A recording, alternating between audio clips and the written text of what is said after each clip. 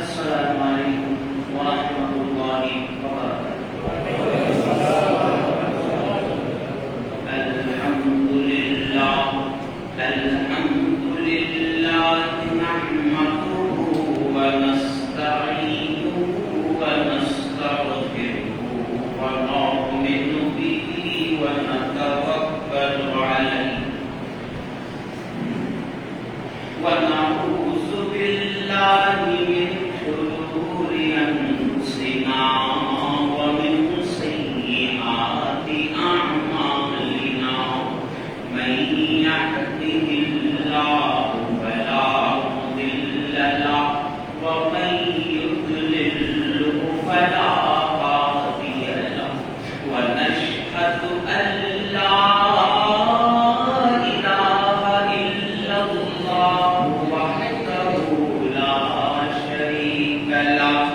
ونشهد أن سيدنا ونبينا ومولانا محمدا عبده ورسوله صلى الله تعالى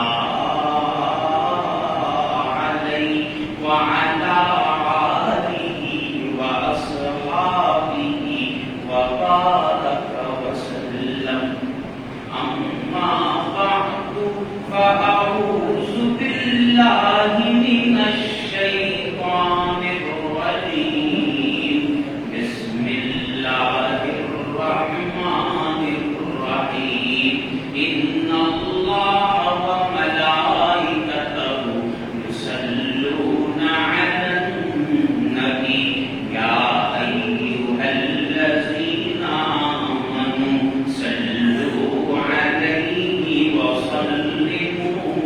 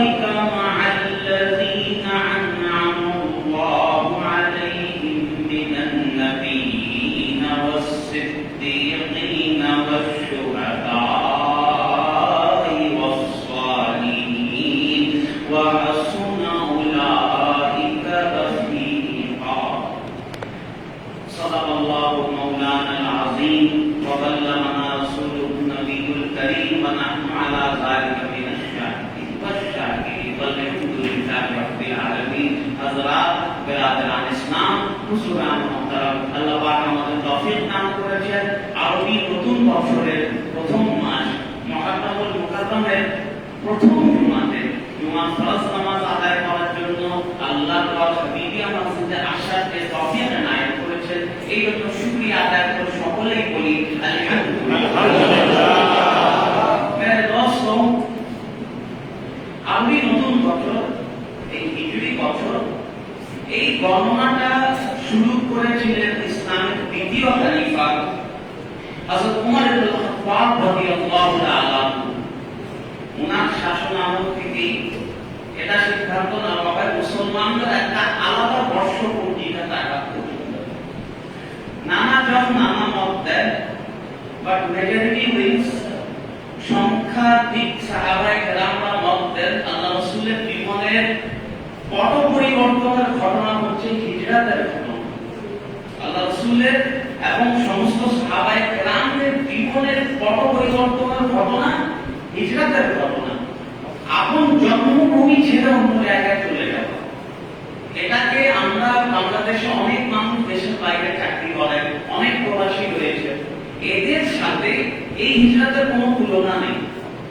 যারা বাংলাদেশ থেকে middle east, Europe চাকরি বা ভিসার জন্য যায়, বৈধ চ্যানেলে যারা যায়, যারা বৈধ হিসাবে যায়, অবৈধ বাদ দিলাম, বৈধ চ্যানেলে যায়, তাদের তো আগে থেকে ঠিক করা থাকে সেখানে গিয়ে কোথায় রিপোর্ট করবে, কার কাছে কাজ করবে, সেগুলো তো বাংলাদেশ থেকেই সে ঠিক করে দেয় এবং তার খরচাপাতি একটা খরচপাতি দিয়ে যায়। এরপর সেখানে চাকরি বাকরি পাওয়ার পর অর্থাৎ সেখানে তার খাবার বাসস্থান সব কিন্তু বাংলাদেশ থেকে সে সুনিশ্চিত হয়ে যায়।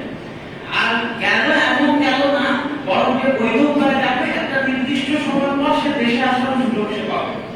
কিন্তু হিজরত মোটেও সেরকম ছিল।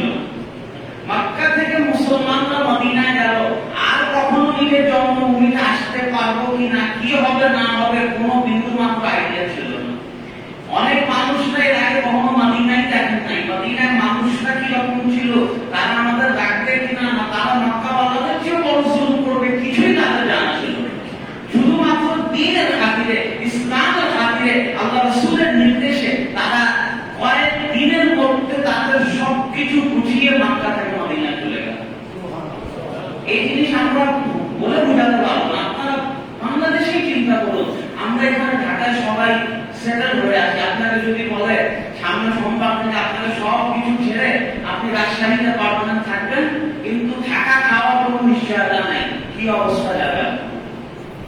আপনার থাকা খাওয়ার কোনো নিশ্চয়, আপনাকে পাঠায় দিবে রাজশাহী, রাজশাহী থেকে কি থাকবেন, কোথায় কাজ করবেন, আপনার চেনা জানা কোনো মানুষ নাই। এরকম একটা সিদ্ধান্ত আমরা তো হয়তো নিতে পারতাম না, কিন্তু সাহাবায়ে কেরামরা তাদের অন্তরে আল্লাহর খৌফ ছিল এবং আল্লাহ রাসূলের উপর তাওয়াক্কুল ছিল, ভরসা ছিল। আমার রাসূল যদি সেখানে যেতে বলছেন, কোনো না কোনো একটা বন্দোবস্ত আল্লাহ পাক নিজেই করেন। এই হিজরতটা হয়েছে। তখন থেকে হযরত ওমর ইবনে খাত্তাব রাদিয়াল্লাহু তাআলা এই হিজরি বছর শুরু করলেন, যেটা বর্তমানে চলছে 1443 হিজরি। এটা নতুন বছর, কিন্তু এই নতুন বছরে ইংরেজি নববর্ষের সময় দেখতে একটা বেহায়াপনা চলতে থাকে 31st উপলক্ষে। আমি এই বছর খুব সম্ভবত 1 জানুয়ারি হয়তো শুক্রবারে বলেছিলাম, আমি জুমার সময় বলেছিলাম, আপনি যদি মুখে মুখে কাউকে বলেন না হ্যাপি নিউ ইয়ার বা শুভ নববর্ষ বা আরবি নববর্ষের শুভেচ্ছা, বলতে কোনো দোষ নাই, বলতে দোষ নাই। দোষ হচ্ছে এটার সাথে যে আনুষঙ্গিক যে কাজগুলো করা হয় সেটা নিয়ে আসল সমস্যা। হ্যাপি নিউ ইয়ার বলেন, পত্র পত্রিকায় আসে, হ্যাপি নিউ ইয়ার তো কার্ডও অনেকে দেয়, সমস্যা নাই। কিন্তু এটা আড়ালে 31st এর আড়ালে যে বেহায়া বেশরমি হয় সেটা নিঃসন্দেহে হারাম। একইভাবে এবং এটা যে কোনো ভাবেই হোক, পয়লা বৈশাখের নাম দিয়ে হোক, এবং যদি কেউ হিজরি নববর্ষ উপলক্ষে সেটা করে সেটাও হারাম। বেহায়াপন্থী, বেশরমি, এটার ইসলাম কোনো সুযোগ নেই। এই যে গত 1 সপ্তাহ 2 সপ্তাহ ধরে যে একটা জিনিস চলছে, পুলিশরা কোথায় কোথায় অভিযান চালিয়ে মদ ধরছে, মদকে বলে থাকে উম্মুল খাবাইস। কি বললাম? উম্মুল খাবাইস, হাদিসের মা। মদ হচ্ছে উম্মুল খাবাইস, মানে এটা সব খারাপের মূল। কিছু গল্পের বই আমাদের পড়ার জন্য ছিল মাদ্রাসায়। আমার উস্তাদরা বলতো শেখ সাদির কিছু গল্পের বই, এগুলো পড়ার জন্য। এগুলো বাস্তব না, কিন্তু অনেক শিক্ষণীয় বিষয় রয়েছে। তো শেখ সাদির একটা গল্পের বই পড়েছিলাম, সেটার মধ্যে খুব মজার একটা ছিল। এক পুরুষ মানুষ রাতে বেড়াতে গেল অপরিচিত শহর। কোথায় থাকলে একটা বাসায় টোকা দিল, এক মহিলা দরজা খুলল, বললো ভাই আমি তো মুসাফির মানুষ, রাস্তাঘাট চিনি না, আমাকে একটু আজকে রাতে আশ্রয় দেওয়া যাবে? সে মানুষটা আশ্রয় দিল, ওই মহিলা আশ্রয় দিল। তো মহিলা ছিল খারাপ মহিলা, পাগল মহিলা, এরকম খারাপ মহিলা ছিল। এখন মহিলা তাকে পেয়ে বসলো এবং মহিলা নিয়ত করলো আমি একে হেনস্থা করবো, অসহায় মানুষ হেনস্থা করবো। হেনস্থা করার জন্য কি উপায়? ওই খারাপ মানুষ ওই মুসাফির মানুষকে বললো, দেখো তুমি এখানে এসে গিয়েছো, আমি তোমাকে তিনটা রাস্তা দিচ্ছি, তিনটা রাস্তার একটা যদি না মানো আমি রাস্তায় গিয়ে চিৎকার চেঁচামেচি করবো, তুমি জবরদস্তি আমার ঘরে ঢুকে আমার সাথে অপছন্দনীয় কাজ করছো, আমার সাথে জোর জবরদস্তি করছো, তোমাকে তো মহল্লা কেউ চিনে না, সবাই তোমাকে ধরে মারধর করে পুলিশে নিয়ে যাবে। তো তোমাকে তিনটা কাজ দিচ্ছি, তিনটার একটা তোমাকে করতেই হবে। বলে তিনটা কি কাজ? বলছে একটা কাজ হচ্ছে আমার সাথে শারীরিক সম্পর্ক করতে হবে। ছেলে বলল নাউযুবিল্লাহ, আস্তাগফিরুল্লাহ, আমি এটা করতে পারি না, আমি এটা করতে পারি না। বলে ঠিক আছে, বলে আমার একটা পালনে একটা ছোট নবজাতক বাচ্চা, বললো এটা আমার একটা নাজায়েজ সন্তান, এটা হয়ে আছে, তুমি এটাকে পালন করে দাও, তুমি এই কয়েক মাস বয়সী বাচ্চা এটা তুমি পালন করে দাও। সেও বললো নাউযুবিল্লাহ, আস্তাগফিরুল্লাহ, এত বড় গুনাহ আমি করতে পারবো না, এটাও পারবো না। তাহলে আর কিছু পাওয়ার দরকার নেই, এখানে কিছু মদ আছে, তুমি মদ খাও। কারণ সে হিসাব করে দেখলো এই দুইটা গুনার মধ্যে মদই মনে হয় সবচেয়ে কম গুনাহ, এখান থেকে বাঁচার মতো একটু মদ। আর বদনসিবি যে তারা মদ খেলো, মদের নেশা এমন তাল হলো ওই বাচ্চাটাও হত্যা করলো, ওই মেয়ের সাথে শারীরিক সম্পর্ক, তার হারাম কাজ সবই করে ফেললো। এটা শিক্ষণীয় বিষয়টা যে ছিল, তার উচিত ছিল প্রথমেই সেখান থেকে পালিয়ে যাওয়া, জোর জবরদস্তি করে সেটা কোনো একটা তো না করা। এবং মদ থেকে উম্মুল খাবাইস বলা একটা জিনিস হচ্ছে সব জায়গায় নিয়ে যায়।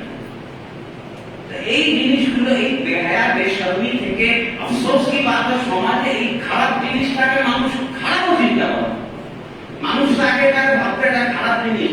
আফসোস কি বাত মানুষের এটা যে হারাম, আল্লাহ পাক যেটাকে হারাম বলেছেন সেটা মানুষ চিন্তাও করে। যাই হোক, মুহররম মাস অত্যন্ত ঘটনাবহুল।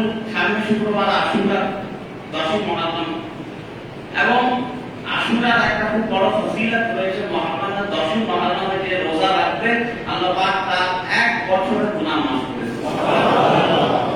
এবং রমজানের রোজার পর সবচেয়ে ফজিলতময় রোজা হচ্ছে এই মুহররমের 10 তারিখের রোজা। আল্লাহ রাসূলের তার জীবনের শেষ দিকে মদিনায় যখন জানতে পারলেন ইহুদিরা 10 তারিখে হযরত মুসা আলাইহিস সালামের ঘটনার কারণে, ইহুদিরা হযরত মুসার উম্মতি, তারা 10 তারিখে রোজা রাখতো। এই জন্য রাসূল নিয়ত করেছিলেন যে আমি সামনে বছর থেকে 9 আর 10 2 তারিখে আমি রোজা রাখবো। কারণ তোমরা ইহুদিরা হযরত মুসার প্রকৃত উম্মতি না। হযরত মুসা বারবার বলেছিলেন আখরি জামানায় আখরি নবী আসবেন, তোমরা সেই কথাটা তো মানো নাই। তোমাদের চেয়ে বেশি মুসলমানরা আমরা হযরত মুসাকে বেশি অনুসরণ করি। এজন্য আমরা বলে থাকি আমরা মুসলমানরা হযরত ঈসা আলাইহিস সালাম খ্রিস্টানদের চেয়ে বেশি ভালো অনুসরণ করি। খ্রিস্টানরা হযরত ঈসা আলাইহিস সালামকে অনুসরণ করতে গিয়ে শিরক করে বসে, তাকে খোদার ছেলে বানিয়ে দেন। অথচ হযরত ঈসা আলাইহিস সালাম বারবার যে বলেছেন আখরি জামানায় পেগম্বর আসবে, তাকে মানতে হবে, সেই কথা তো তোমরা মানো না। আমরা মুসলমানরা হযরত মুসা আলাইহিস সালামের উপর ইহুদিরা যেরকম ঈমান রাখে তার চেয়ে বেশি ভালো ঈমান রাখে। খ্রিস্টানরা হযরত ঈসাকে যেরকম সম্মান করে তার চেয়ে বেশি আমরা সম্মান করি। কারণ আমরা কাকে সম্মান করি? আখরি নবী রাসূল হযরত মুহাম্মদুর রাসূলুল্লাহ সাল্লাল্লাহু আলাইহি ওয়াসাল্লাম। আমি এর আগে তোমাদের বলেছিলাম একজন নবী মুহাম্মদুর রাসূলুল্লাহ সাল্লাল্লাহু আলাইহি ওয়াসাল্লামকে সঠিকভাবে ধরুন, হযরত আদম থেকে ঈসা পর্যন্ত যত নবী এসেছেন সবার হাত আপনি করে ফেলবেন। নবীর সাথে সম্পর্ক যত মজবুত হবে সব নবীর সাথে অটোমেটিকলি আপনার সম্পর্ক সম্পর্ক তালা হয়ে যায়। আপনাকে বাড়তি একটা কিছু করতে হবে না। তো মেরে দোস্ত, আল্লাহ রাসূল বললেন সামনের বছর আমি 9 আর 10 দুই দিন রোজা রাখবো, কিন্তু তার আগে আল্লাহ রাসূলের ইন্তেকাল হয়ে গেল। আল্লাহ রাসূল রাখতে পারেন। এজন্য ফুকাহায়ে কেরাম বলে থাকেন কেউ যদি শুধু 10 ঘন্টা মানে রোজা রাখতে চায় সেটা রাখলে সওয়াব, তবে আরো ভালো হচ্ছে 9 10 দুই দিন মিলিয়ে রোজা রাখা। এবং অনেক আশার রাসূলকে আমি এমনও পেয়েছি পুরো মহরমের 10 দিন রোজা রাখা। আপনারা পেয়েছেন অনেক আছে মহরমের 1 থেকে 10 রোজা রাখে। আল্লাহ পাক আমাদের এই নাফিল বান্দাগির মধ্যে এই জাযবাত যাতে সব সময় আমরা ধরে রাখতে পারি, আল্লাহ পাক আমাদের সেই তৌফিক দান করুন। মেরে দোস্ত, আশুরার দিন অনেকগুলো ঘটনা ঘটেছে, কিন্তু একটা ঘটনা ইমাম হুসাইনের শাহাদাতের ঘটনা এত বেশি ভারী, সব ওনার সামনে হালকা সব। আজকে অল্প কিছু সময় সেটা চেষ্টা করব কারবালার পটভূমি আপনাদের সামনে আলোচনা করব এবং খোলাফায়ে রাশিদিনদের সাথে পরবর্তী বাদশাহিয়াতের পার্থক্য সেটা তুলে ধরার চেষ্টা করব। আল্লাহ রাসূলের একটা হাদিস রয়েছে, আল খিলাফাতু ফি উম্মতি 30, খিলাফত চলবে 30 বছর, সুম্মা মুলকিয়ান বা'দা, এরপর চলবে রাষ্ট্রযুদ্ধ। আল্লাহ রাসূল তার জীবদ্দশায় এই হাদিস বলে গিয়েছেন খিলাফত 30 বছর, এরপর রাষ্ট্রযুদ্ধ চলবে। এখন আল্লাহ রাসূল যেটা বলেছেন সেটা তো হবেই হবে, কোনো সন্দেহ আছে আল্লাহ রাসূলের কথা ভুল হতে পারে? তাই আমাদের আলামত সংক্রান্ত আল্লাহ রাসূল যে ভবিষ্যৎবাণী করেছেন সেটা প্রতিটাই শতভাগ সফল হবে, সেটা তো আমরা মানি। যখন আসবে, যখন যে সময় আসবে তখন সেটা সত্যি প্রকাশিত হবে।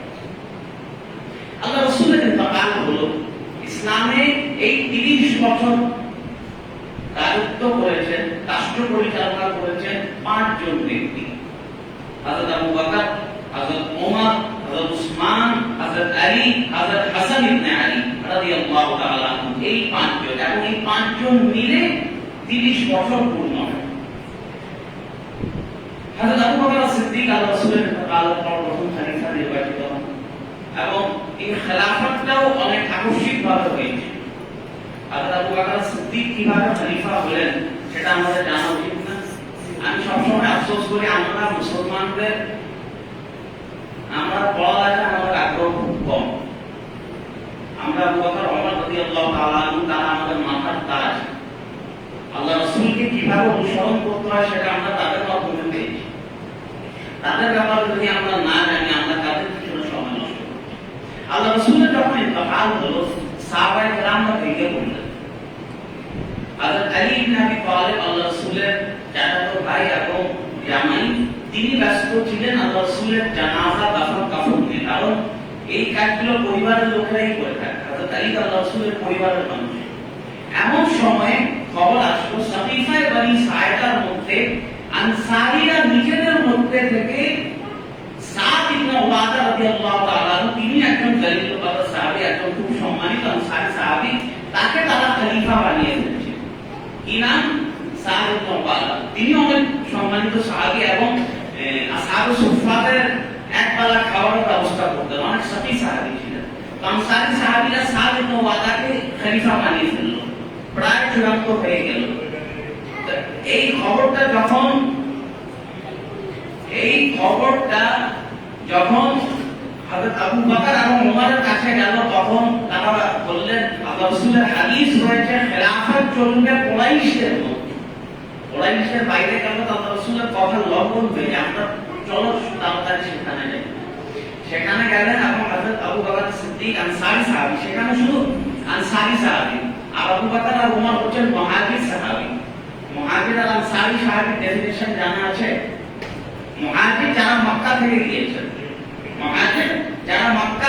গিয়েছেন, আবু বকর, ওমর, উসমান, আলী যারা মক্কা মুসলমান হয়ে মক্কা থেকে গিয়েছেন, আর আনসার সাহাবী যারা মদিনা স্থানীয় মদিনা থেকে মুসলমান হয়েছেন, যেমন হযরত আবু হুরায়রা, হযরত উবাই ইবনে কাব, এরা হচ্ছেন আনসারী। আবু বকর, ওমর, হযরত বেলাল, হযরত আবু বাইদা ইবনে জাররাহ এরা মুহাজির। আচ্ছা,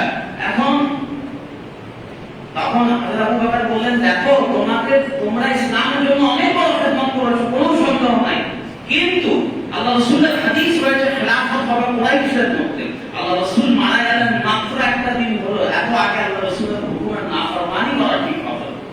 তখন আনসারী সাহাবীরা প্রথম প্রস্তাব দিলেন, আল্লাহ এক কাজ করেন, আপনাদের পক্ষ থেকে একজন খলিফা, আমাদের পক্ষ থেকে একজন খলিফা। তখন বললেন এটা হয় না, এক দেশে দুই রাজা হয় না, এক দেশে দুই প্রেসিডেন্ট হবে না, একজনই হবে। তখন আনসারী সাহাবীরা বুঝতে পারলো যে না, আবু বকর যেটা বলছেন সেটাই সঠিক। তখন তারা বলল, আবু বকর সিদ্দিক ঠিক আছে, আপনি তাহলে সিদ্ধান্ত নেন কাকে খলিফা বানাবেন। তারা আবু বকর সিদ্দিককে বলল, আপনি বলেন কে খলিফা হবে। তখন হযরত আবু বকর সিদ্দিক বললেন, দেখুন আল্লাহ রাসূলের খুব সম্মানিত একজন সাহাবী এখন আমার সামনে মওজুদ রয়েছে, এবং আমরা চাই আপনারা তাকে খলিফা বানান, আপনারা হযরত ওমরকে খলিফা বানান। এটা হচ্ছে সাহাবীদের সাদাকাত। কেউ নিজের নাম দিচ্ছে না, আমরা তো সবাই আমি হব কমিশনার, আমি হব এই সভাপতি, আমি হব এই, আমি হব সেই। আমি আফসোস কি বাত, আমি ওয়াজ মাহফিলে গিয়ে বিশেষ অতিথি, প্রধান অতিথি নাম ঠিকমতো দেওয়া হয়নি, ওয়াজ মঞ্চ থেকে উঠে গেল। প্রধান অতিথি আমাকে বলা হয়নি, প্রধান বক্তা বলা হয়নি, অনেক ওয়াইজ মানুষ ওয়াজের স্টেজে কি তাকে প্রধান বক্তা বলা হয়নি, ওয়াজ ছেড়ে চলে গেল। এটা হচ্ছে আমাদের দুনিয়াদার হালাতের। আর আবু বকরকে বলা হচ্ছে আপনি খলিফা বানান, আবু বকর হযরত ওমরকে নিয়ে আসেন, আপনারা ওমরকে খলিফা বানান। হযরত ওমরও কি জানতাম মানুষ। হযরত ওমর বললেন, দেখুন আল্লাহ রাসূল এই দুনিয়াতে ইমামতির জায়গা কারোর জন্য ছাড়েন নাই, ছেড়েছেন যদি কারোর জন্য আবু বকর সিদ্দিকের জন্য। খলিফা যদি কেউ হয় আবু বকর সিদ্দিক খলিফা হবে। এবং তিনি আবু বকরের হাত ধরে বললেন, আপনার হাত আনেন, আমরা আপনার হাত ধরে আমি আপনার প্রথম বাইত করলাম, আপনি আমাদের খলিফা। হযরত ওমর জোর করে বললেন, আমার হক, আপনি থাকতে আমি কিভাবে খলিফা হব? আপনি আছেন, আপনাকে তো আল্লাহ রাসূল জীবনের শেষ 3টা দিন মসজিদে যেতে বলেন নাই, তখন আমাকে বলেন নাই, আলীকে বলেন নাই, উসমানকে বলেন নাই, আপনাকে বলেছেন আপনি গিয়ে নামাজ পড়েন, আপনার পিছনে আমরা নামাজ পড়েছি, আপনি হবেন প্রথম খলিফা। আবু বকর সিদ্দিক ইসলামের প্রথম খলিফা নির্বাচিত হয়ে গেল।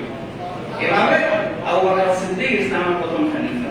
ইসলামের 4 খলিফার মধ্যে শুধুমাত্র আবু বকর সিদ্দিক স্বাভাবিক ইন্তেকাল করেন।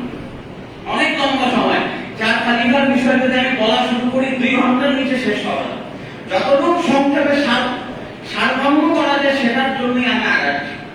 আবু বকর সিদ্দিক 2.5 বছর খলিফা ছিলেন, তার ইন্তেকালের সময় আসলো। আবু বকর সিদ্দিক বললেন, ইন্তেকালের আগে ওসিয়ত করে গেলেন, আমার পর হযরত ওমর খলিফা হবে। একেবারে ডাইরেক্ট নাম করে বললেন, এবং এমনি একটা অঙ্গীকার নামা করে দিলেন যে আমি লিখিত ফরমান দিয়ে গেলাম, আমার পর ওমরই খলিফা হবে। আবু বকরের অনেক ছেলেও জীবিত ছিল। আবু রাহমান ইবনে আবি বকর তিনিও সাহাবী, তিনিও জীবিত ছিলেন, কেউ তার ছেলেকে বানায় নাই, আমার পর ওমর খলিফা হবে। কিছু মুসলমান সে সময় প্রশ্ন করতে লাগলো যে দেখুন হযরত ওমর তো একটু রাগী মানুষ, আর ওমরের যদি আপনারা সিরাত পড়া একটু রাগী মানুষ ছিলেন, কেউ যদি আল্লাহ রাসূলের সামনে বেয়াদবি করতো সবার আগে না তলোয়ার বের করে দিত, সবার আগে তলোয়ার বের করে বলতেন ইয়া রাসূলুল্লাহ আপনি হুকুম দেন এখনই আমি গর্দান ফেলে দিই। হযরত ওমর এরকম রাগী মানুষ ছিলেন। তখন মানুষরা বলল, আরে আবু বকর, ওমর তো অনেক রাগী মানুষ, আমরা তার সাথে কিভাবে কাজ করব?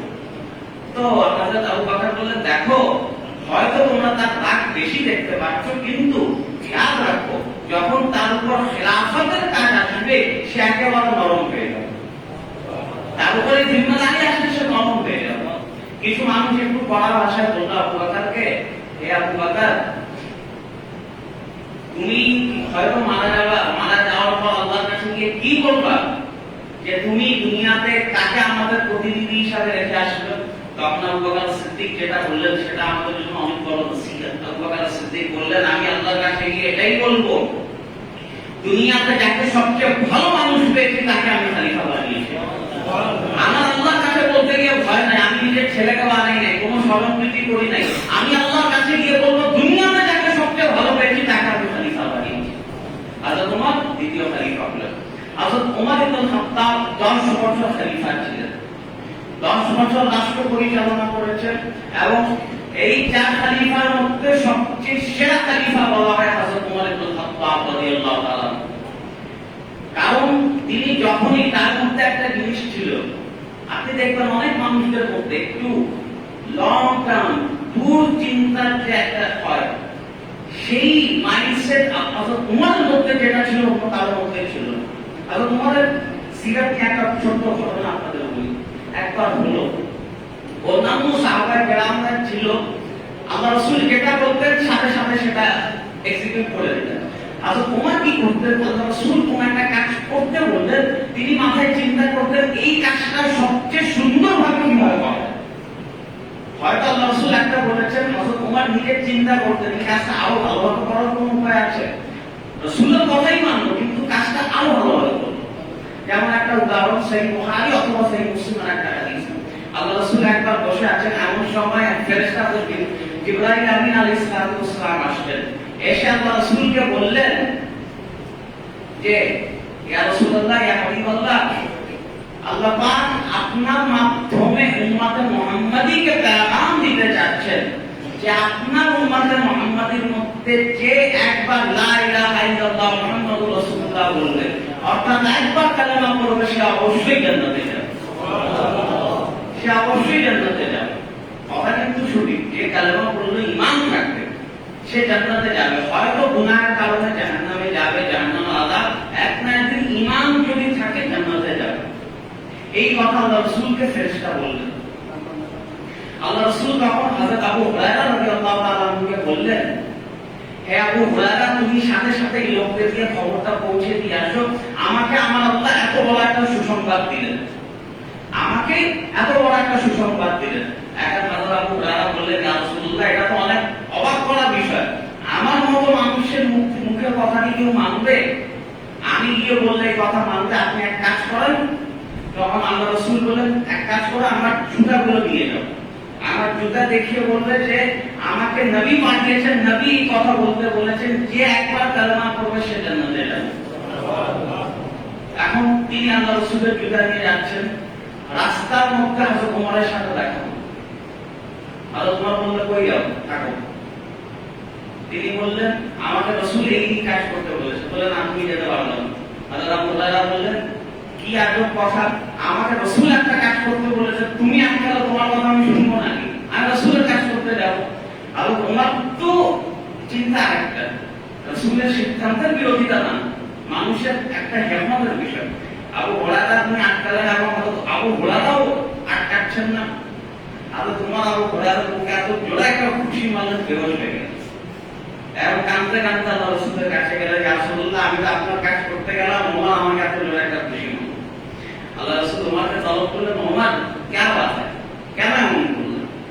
আর ওমর বললেন, ইয়া রাসূলুল্লাহ, আপনার ফরমানটা ঠিক, কিন্তু এই ফরমানটা যদি মানুষরা এখন নতুন নতুন মুসলমান হচ্ছে, নতুন নতুন মুসলমান, এখন যদি মানুষরা পেগামটা মুসলমানরা পেয়ে বসে, তারা কেউ নামাজ পড়া কিছু বলবে না, ওরা ভাববে একবার কালেমা পড়ে তো জান্নাতে চলে গেলাম। এজন্য এই কথা মানুষের বলার দরকার নেই। আল্লাহ পাক তো জান্নাত দেওয়া, তিনি জান্নাত দিয়েই যাবেন, মানুষদের একটু আমল করতে দেন। তখন আল্লাহ রাসূল বললেন, ওমর তুমি তো সঠিক কাজটা করেছো, তুমি তো ভালো কাজটাই করলে। দেখুন দিন শেষে আল্লাহ রাসূল ওমরের কথাটাই কিন্তু সঠিক ভাবলেন। আর আবু হুরায়রা এই ঘটনা কিন্তু কখনোই প্রকাশ করেন নাই। ইন্তেকালের আগে আল্লাহ রাসূলের একটা হাদিস যাতে গোপন না থেকে যায়, তখন এই হাদিসটা তিনি বয়ান করেন না।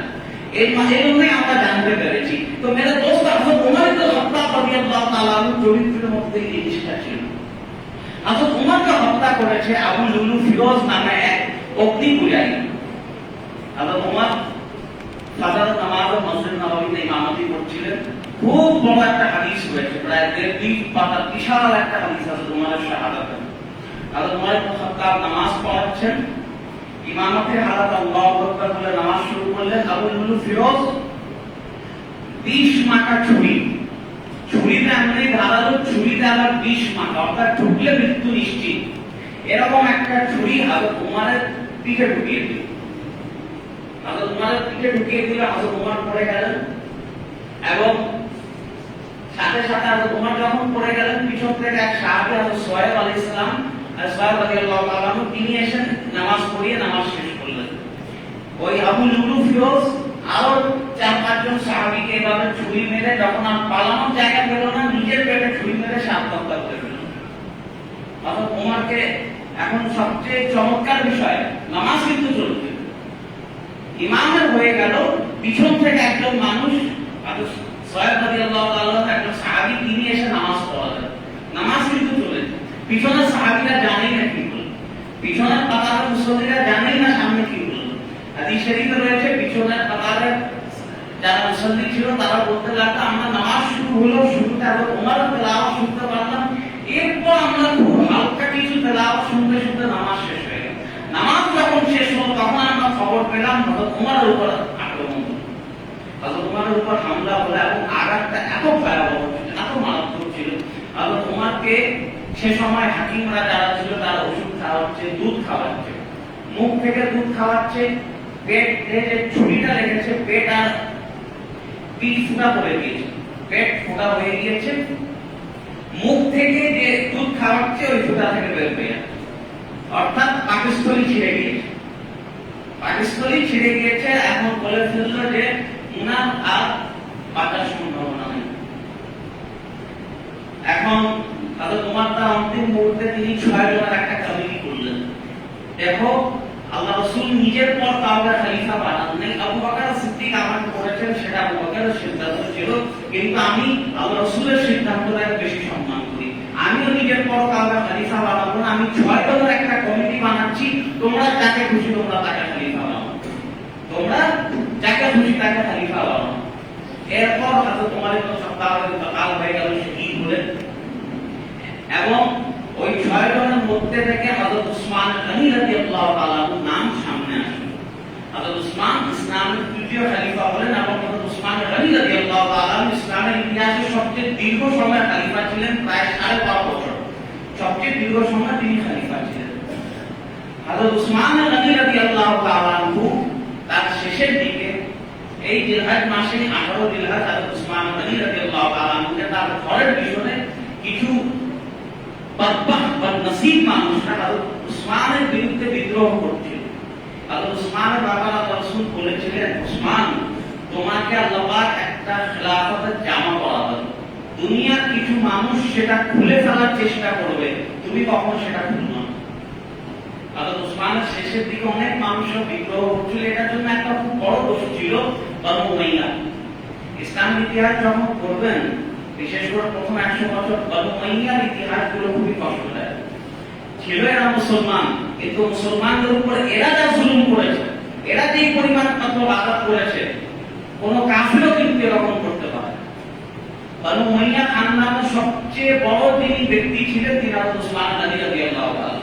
হযরত উসমানের কারণে বনু উমাইয়ার কিছুটা সম্মান বাকি আছে, না হলে এই খানদানকে মানুষ 2 পয়সা সম্মান দিত না। হযরত উসমান বনু উমাইয়া খানদানের ছিল। তো স্বাভাবিকভাবে যেটা হয়, হযরত উসমান রাদিয়াল্লাহু তাআলা খলিফা হয়েছিলেন 70 বছর বয়সে, যে মানুষ হযরত উমর খলিফা হয়েছিলেন 50 বছর 52 বছর বয়সে, হযরত আবু বকর 60 বছর। 50 বছরের মানুষের ফিজিক্যাল ক্যাপাসিটি 70 বছরের মানুষের ক্যাপাসিটিতে এক হতে পারে না। হযরত উসমান শহীদ হলেন 82 বছর বয়সে, বয়োবৃদ্ধ একজন মানুষ ছিলেন।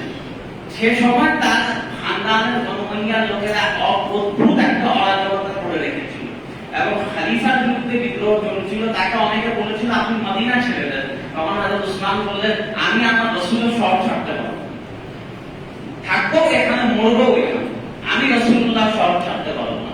হযরত উসমানের ট্রেনিং জীবনের শেষ দিন 18 জিলহজ রোজা ছিলেন, সাহরি করলেন, সাহরি করে আসরের পর নামাজ পড়ে একটু ঘুমিয়ে গেলেন। হযরত উসমান হাউস অ্যারেস্ট ছিলেন, গৃহবন্দী, ঘরের বাইরে যাওয়ার পারমিশন ছিল না, বিদ্রোহীরা ঘর দখল করে রেখে। খেলাফতের আদাল দেখুন, তিনি হযরত উসমান তো ভাই সে সময় প্রেসিডেন্ট, হযরত আলী বারবার গিয়ে হযরত উসমানকে বলছেন আপনি হুকুম দেন, আমি পুরো মুসলিম সেনাবাহিনী নিয়ে এদের খেলিয়ে দিই। হযরত উসমান বলছেন কার বিরুদ্ধে তলোয়ার দিবে, যারা বিদ্রোহী তারাও তো মুসলমান, আমি উসমান মুসলমানদের বিরুদ্ধে তলোয়ার তোলার পারমিশন দিব না, তারা বিদ্রোহ করতে দাও। এটা হচ্ছে খেলাফতের আদাল, খেলাফতের স্ট্যান্ডার্ড হচ্ছে এটা। হযরত উসমান হযরত আলী এটাকে এত সম্মত করেছেন। হযরত আলী কিছু করতে পারবেন না, কারণ আপনাকে তো আপনার লিডারের কথা মানতে হবে, আপনি তো নিজে কাজ করতে পারবেন না। হযরত উসমান মানা করছেন, হযরত আলী কিছুই করতে পারলেন। হযরত আলী যেটা করলেন, তার 2 ছেলে ইমাম হাসান এবং ইমাম হুসাইনকে হযরত উসমানের দরওয়াজা সিকিউরিটি গার্ড বানিয়ে রাখলেন, তোমরা এখানে থাকবে। কিন্তু হযরত উসমানের ঘর অনেক বড় ছিল, বড় ঘর ছিল, ঘরের পিছন দিক দিয়ে বিদ্রোহীরা ঢুকলো এবং ওই দিন হযরত উসমান রাদিয়াল্লাহু তাআলা স্বপ্নে আল্লাহ রাসূলকে দেখলেন। স্বপ্নে আল্লাহ রাসূলকে দেখলেন এবং রাসূলকে বললেন, হযরত উসমান রোজা হালাতে ছিলেন। উসমানকে বললেন, উসমান সেহরি করে ফেললে ইফতারি আমার সাথে করুন, সেহরি তুমি কালিয়ে ইফতারি আমার সাথে করুন। এবং সেটাই হলো, ইফতারির আগে ওনাকে শহীদ করে দেওয়া হলো। কোরআন তেলাওয়াত হালাত শহীদ করে ওনার রক্তে ভেজা কোরআন এখনো কিন্তু টার্কিতে একটা মিউজিয়ামে সংরক্ষিত রয়েছে। আপনারা যারা অনলাইনে সার্চ করেন, সার্চ করলে পাবেন হযরত উসমানের রক্তে বিলিত কোরআনের একটা অংশ এখনো কিন্তু সংরক্ষিত রয়েছে। হযরত উসমান গনি রাদিয়াল্লাহু তাআলা শহীদ হলেন। এরপর খলিফা কেউ হতে চায় না, কেউ খলিফা হতে চায় না, কারণ সবাই জানে পুরো দেশে একটা ভয়াবহ অবস্থা চলছে, কেউ খলিফা হতে যাচ্ছে না। এখন মেরা দোস্ত, খেলাফত হচ্ছে মসজিদের ইমামতির মতো, কাউকে না কাউকে আসতে হবে।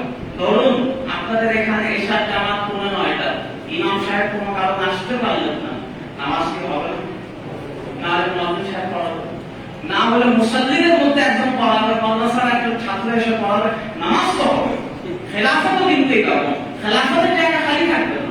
আর উসমান শহীদ হয়ে গেলে 3 দিন কেউ খলিফা হতে যাচ্ছে না, কেউ হতে যাচ্ছে না। এই দায়িত্ব হযরত আলী ইবনে আবি তালিব নিজে গিয়ে আগে করে নিলেন। তোমরা কেউ ভয় পাচ্ছ, আমি এই দায়িত্বটা নিচ্ছি। এবং হযরত আলী ইবনে আবি তালিব বললেন, প্রকাশ্যে ঘোষণা দিলেন, যারা যারা বায়াত করতে ইচ্ছুক মসজিদে নববীতে সবার উন্মুক্ত বায়াত অনুষ্ঠান করল। কারণ জানতেন এই বিদ্রোহ দমন করতে হবে, এই পাপিষ্ঠ যারা হযরত উসমানকে হত্যা করেছে তাদের খেদাতে হবে। এই কঠিন কাজ সবাই পারবে না। হযরত আলী ইবনে আবি তালিব এই কাজটা শুরু করলেন। হযরত আলী ইবনে আবি তালিব 4.5 বছর খলিফা ছিলেন। এবং ইসলামের আজীব তামাশা, হযরত আলীকে যে হত্যা করলো বদনসিব আব্দুল্লাহ ইবনে মুলজিম, আব্দুল্লাহ ইবনে মুলজিম বদনসিব, সে প্রথম জীবনে অনেক বড় আলেম আর ফকিহ ছিল, অনেক বড় আলেম আর ফকিহ ছিল। সে উস্তাদ ছিল, পড়ালেখা করাতো। পরে জঙ্গে সিফিনের পর খারেজি হয়ে গেল, জঙ্গে সিফিনের পর খারেজি হয়ে গেল। চিন্তা করুন, এত বড় ইলমের মানুষ, সে কাকে হত্যা করলো? যারা বলা রাসূলের হাদিস, আনা মাদিনাতুল ইলম ওয়া আলী বাবুহা, ইলমের দরওয়াজাকে। এবং 17 রমজান এবং কিছু বর্ণনা এসেছে 21 রমজান, হযরত আলী ইবনে আবি তালিব কুফা নগর তখন ইসলামের রাজধানী ছিল, সেখানে মসজিদে হযরত আলী ফজরের নামাজ পড়াতে যাচ্ছেন। সে সময় হযরত আলীর মাথায় তলোয়ার দিয়ে আব্দুল্লাহ ইবনে মুলজিম আঘাত করেন। আল্লাহ রাসূল বলেছেন, আগেকার সময় সবচেয়ে বড় বদনসিব মানুষ সে ছিল, সবচেয়ে বড় বদনসিব মানুষ সে ছিল যে হযরত সাদা আলাইহিস সালামের উটনীকে হত্যা করেছিল। আমার জামানায় সবচেয়ে বদনসিব মানুষ সে যে আলীর মাথার রক্ত দিয়ে তার দাড়িটাকে লাল করবে। এবং আব্দুল্লাহ ইবনে মুলজিম যখন হযরত আলীর মাথায় আঘাত দিল, হযরত আলী মাথায় পাগড়ি পরা ছিলেন, পাগড়ি ভেদ করে একেবারে মগজের ভিতরে তলোয়ার ঢুকে গেল এবং পুরো রক্তের দাড়িটা লাল হয়ে গেল। অসহায় হয়ে বসে পড়লেন। সব মানুষরা ছুটে এসে তাকে ধরে ফেললো।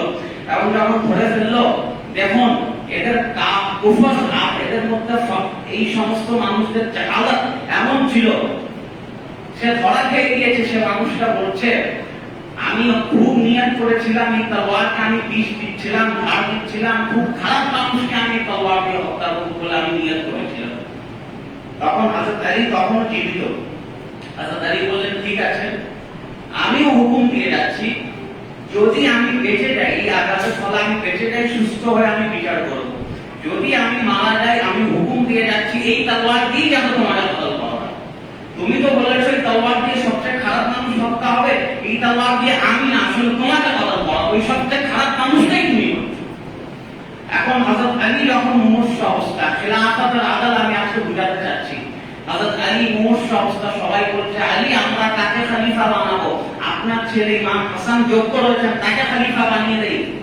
হযরত আলী বললেন, না, এটা আমার সিদ্ধান্ত না, তোমরা সিদ্ধান্ত নাও। তোমরা যদি মনে করো ইমাম হাসান খেলাফতের যোগ্য, তোমরা তাকে খলিফা বানাও। তোমরা যদি মনে করো তিনি খেলাফতের যোগ্য না, বানাবে না, সিদ্ধান্ত তোমার। আমি কিছুক্ষণের মধ্যে আল্লাহর কাছে চলে যাবো, এই দুনিয়াবি ফাসলা আমি তোমাদের মাঝে কি দিব। হযরত আলী শহীদ হয়ে গেলেন। হযরত আলী কিন্তু ইমাম হাসানকে খলিফা বানান নাই, হযরত আলী ইমাম হাসানকে খলিফা বানান নাই। হযরত আলী শহীদ হয়ে গেলেন। ইমাম হাসান জানাজা নামাজ পড়ালেন এবং সবাই সিদ্ধান্ত নিল বর্তমান হযরত ইমাম হাসানের চেয়ে তোমার যোগ্য মানুষ নাই, মুসলমানরা মিলে হযরত ইমাম হাসানকে ইসলামের খলিফা বানালো। তিনি 6 মাস চালালেন। এরপর আমির মুয়াবিয়া রাজত্ব গ্রহণ করলেন। সেই সময় আমির মুয়াবিয়ার সাথে হাসান বিন আলীর একটা সন্ধি হয়েছিল। সন্ধির খুব গুরুত্বপূর্ণ একটা ধারা ছিল, আমির মুয়াবিয়া নিজের পর কাউকে রাজত্ব ট্রান্সফার করতে পারবেন না, উনার এই অথরিটি নাই উনি কাউকে ট্রান্সফার করবেন। কিন্তু এখানেই ভুলটা হয়েছে, এখানে অন্যায়ভাবে ইয়াজিদ বিন মুয়াবিয়াকে দায়িত্ব দিয়ে দেওয়া হয়েছে, যেটা চুক্তির মধ্যে ছিল, চুক্তি ভঙ্গ করে দেওয়া। এবং এই প্রেক্ষাপটে কিন্তু দিন শেষে কারবালাটা হলো। তো মেরে দোস্ত, কারবালার এই বিশাল ওয়াকিয়া, এই বিষয়টা বুঝতে হবে। दुनिया के सारे यजीदी इसी गम में मर गए हैं, सर मिल गया हुसैन का, हाथ ना मिला हुसैन का। दुनिया सब यजीदी, यजीদের আশেকরা এই আফসোসে মরে যায়, তারা ইমাম হুসাইনের বায়াত নেওয়ার জন্য এত কষ্ট করলো, এত চেষ্টা করলো, ইমাম হুসাইনকে হত্যা করে ফেললো, কিন্তু ইমাম হুসাইন রাদিয়াল্লাহু তাআলা ভুল, তারা বায়াতটা তারা দিতে পারলো না। মেরে দোস্ত, এই জিনিসটাই দেখুন, এই ফলসফাটাই বোঝার চেষ্টা করে দেখুন। মুহররম চলে আসলো, আশুরা চলে আসলো, কিন্তু দুনিয়ার বুকে আপনি খোঁজ নিয়ে দেখুন ইয়াজিদ নাম কয়জন আছে? ইয়াজিদ নাম কিন্তু খারাপ না, ইয়াজিদ নাম খারাপ না। অনেক সাহাবীর নাম কিন্তু ইয়াজিদ ছিল, অনেক সাহাবীর নাম ইয়াজিদ ছিল, হাদিসের কিতাবে অনেক সাহাবীর নাম পাবেন ইয়াজিদ। কিন্তু এই এক ইয়াজিদ বিন মুআবিয়া যে কাণ্ডগুলো করলো, কোন বাবা মা চাবে না তার ছেলের নাম ইয়াজিদ হোক। কিন্তু একটু মসজিদেই আপনি এদিক সেদিক খোঁজ নিয়ে দেখুন, অনেক মানুষ পাবেন যার নামের সাথে হাসান রয়েছে, যার নামের সাথে হুসাইন রয়েছে। इसी बात को फरमाते हैं अब्दुल्लाह हुसैन हसन में मर्द यजीद है, इस्लाम जिंदा होता है हर करबला के बाद। मेरे दोस्तों, আল্লাহ পাক মুহাম্মদের প্রকৃত শিক্ষা এবং আহলে বাইতের মুহাব্বত দ্বারা আমাদের অন্তর মালামাল করুন। আমিন। ওয়া আখিরু দাওয়ানা আলহামদুলিল্লাহ।